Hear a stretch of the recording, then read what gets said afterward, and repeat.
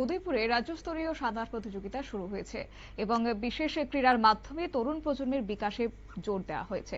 গোমতী জেলা সুইমিং অ্যাসোসিয়েশনের উদ্যোগে ত্রিপুরা অ্যামেচার সুইমিং অ্যাসোসিয়েশনের সহযোগিতায় আজ উদয়পুর বিএসএম সুইমিং পুল প্রাঙ্গণে শুরু হয়েছে 32তম সাব জুনিয়র, জুনিয়র ও 56তম সিনিয়র ত্রিপুরা রাজ্যের সাঁতার প্রতিযোগিতা 2025।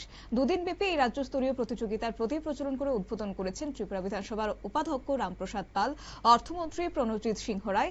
এছাড়াও অন্যান্যদের মধ্যে উপস্থিত ছিলেন গোমতী জেলা পরিষদের সভাধিপতি দেবল দেবরায়, উদয়পুর পৌর পরিষদের চেয়ারম্যান শীতল চন্দ্র মজুমদার, 108 নম্বর ব্যাটালিয়ন বিএসএফ কমান্ড্যান্ট অনুটিপ সহ অন্যান্য বিশিষ্ট ব্যক্তিরা। এই প্রসঙ্গে কি জানিয়েছেন অর্থমন্ত্রী প্রণজিৎ সিংহ রায়, শুনুন।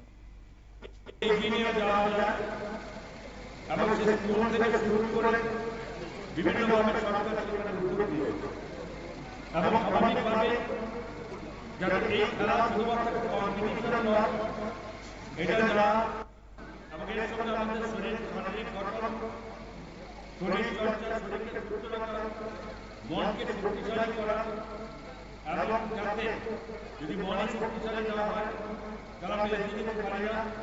এর সঙ্গে অঙ্গাঙ্গিভাবে জড়িত এই খেলাধুলা। স্বাভাবিকভাবে আজকে এখানে এই সুইমিং কম্পিটিশন হচ্ছে, আমাকে বলতে হচ্ছে যে এর এমন এক রাজ্যের মধ্যে ডিস্ট্রিক্ট যে গোমতী ডিস্ট্রিক্ট এবং উদয়পুর যদি বিগত 25-30 বছর পেছনে আমরা চলে যাই তাহলে দেখা যাবে যে সুইমিং জগতে যে এই উদয়পুরের প্রচুর যারা এই সুইমিং এর সঙ্গে জড়িত ছিলেন তারা শুধুমাত্র রাজ্যব্যাপী নয়, ন্যাশনাল কম্পিটিশন। এই প্রতিযোগিতায় রাজ্যের বিভিন্ন জেলার থেকে 220 জন প্রতিযোগী অংশ নেবেন। সাঁতারে তরুণ প্রজন্মের আগ্রহ এবং দক্ষতা বৃদ্ধির পাশাপাশি রাজ্যের জল ক্রীড়ার মান উন্নয়নে এই অনুষ্ঠানের মূল লক্ষ্য।